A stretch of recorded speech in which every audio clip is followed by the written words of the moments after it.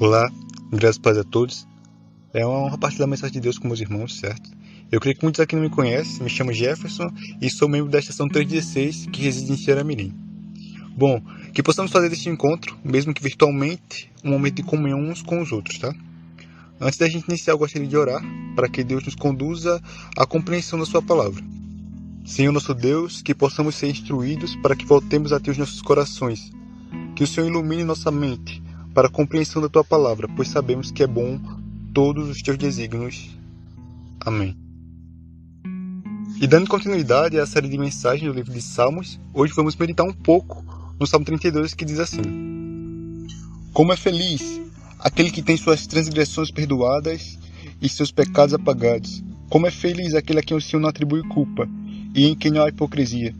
Enquanto eu mantinha escondidos os meus pecados, o meu corpo definhava de tanto gemer. Por dia e noite, a tua mão pesava sobre mim. Minhas forças foram se esgotando, como em tempo de seca. Então reconheci diante de ti o meu pecado, e não encobri minhas culpas. Eu disse: Confiarei as minhas transgressões ao Senhor, e tu perdoaste a culpa do meu pecado. Portanto, que todos os que são fiéis orem a ti, enquanto pode ser encontrado. Quando as muitas águas se levantarem, elas não o atingirão. Tu és meu abrigo.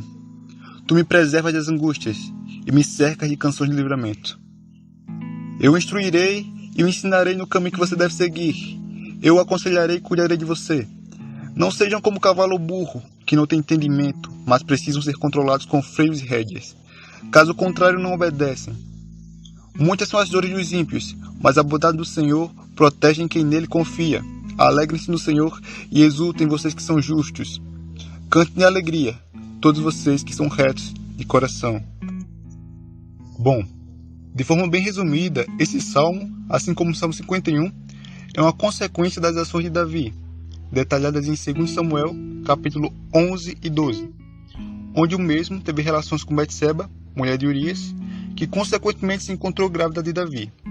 E, em uma ação de esconder seus delitos, ele planejou a morte de Urias, para que ele fosse morto estando na linha de frente do combate. Depois de tudo isso, Davi toma Betseba como sua esposa e tem um filho com ela. Mas todas essas ações desagradam muito a Deus, que envia Natã, o profeta, que repreende Davi e que aplica a sentença de morte sobre seu filho, por ter desobedecido a Deus. Nos versículos 1 e 2, temos a definição de felicidade citada pelo salmista. Davi mostra que popularidade, prestígio e poder são incapazes de satisfazer o homem, e que o nosso contentamento não se encontra em coisas tão pequenas assim. Quando olhamos para a nossa sociedade e para o homem que nela habita, podemos perceber a carreira desenfreada por fama, dinheiro, poder, como se todas essas coisas pudessem nos satisfazer. Talvez momentaneamente, mas só o que pode nos preencher de fato é a felicidade em Deus. A felicidade de estar em comunhão com o nosso Criador. Uma prova disso é o período no qual estamos. Estamos vivendo em um período de pandemia. E mesmo que a realidade do retorno das atividades já seja algo imaginável, algo próximo, nem sempre foi assim, tá? E isso afetou todos nós, independente de classe social ou poder aquisitivo. E é aí que você percebe que o seu dinheiro talvez não tenha tanto valor assim, e que ele não pode comprar tudo, e que ele não pode te dar tudo. Ele não pode te dar, por exemplo, felicidade. Porque para nós, assim como Davi pontua, a felicidade está em Deus, está em servi-lo com todo o nosso coração.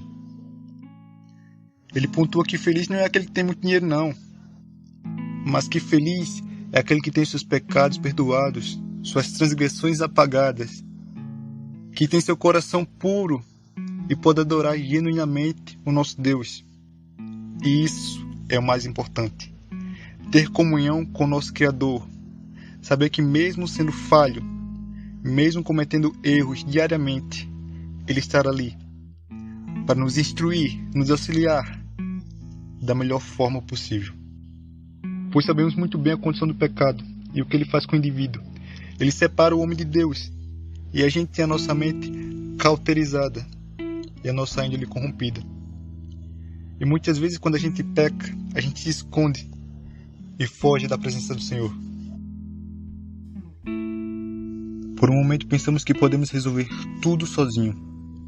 Nos achamos autossuficientes para resolver todos os nossos problemas, colocando Deus e sua vontade em segundo plano. Não seguimos suas instruções, seus mandamentos e acabamos nos frustrando, pois o que seria do homem sem a misericórdia de Deus? Quando reconhecemos os nossos erros e confessamos nossas transgressões, o Senhor perdoa os nossos pecados. Veja que o arrependimento aqui não é de forma genérica, que pode até causar remorso, mas que invalida a mudança das nossas ações. Aquele falso arrependimento momentâneo, onde palavras são ditas, mas você não consegue ver arrependimento genuíno.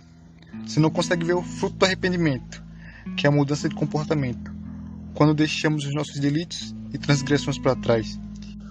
Foi exatamente o que aconteceu com Saul, quando ele desobedece a Deus e é repreendido.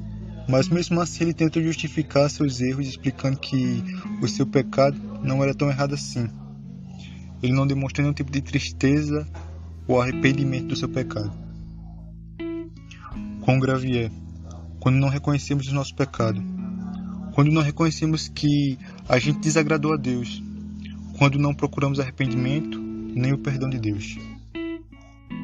Mas quando olhamos para Davi, temos uma transformação genuína do indivíduo, onde as lágrimas secam, mas o motivo que as levou a derramar sobre o nosso rosto perdura para sempre. Pois entendemos que aquele que é doente não pode se curar sozinho. Davi no Salmo 51 ele pede para que Deus tenha misericórdia dele, para que ele tenha compaixão, para que ele apague as transgressões e que leve toda a culpa do seu pecado, que ele purifique o seu coração.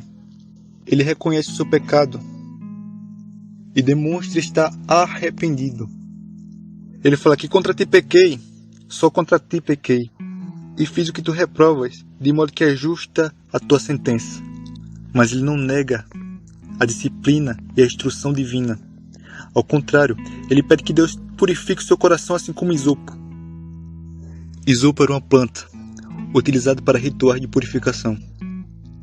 Em Jesus encontramos um caminho reto, um caminho perfeito, de instrução e disciplina. Não permita que o seu pecado seja um empecilho para a sua relação com Deus. Em 2 Coríntios, capítulo 5, versículo 21, fala que Deus tornou pecado por nós aquele que não tinha pecado, para que nele nos tornássemos justos perante a Deus. Nele encontramos reconciliação, nele encontramos perdão e redenção. Por isso se alegrem, porque nele encontramos a instrução necessária para que deixemos as velhas práticas de lado. E assim podemos caminhar em retidão com nosso Senhor,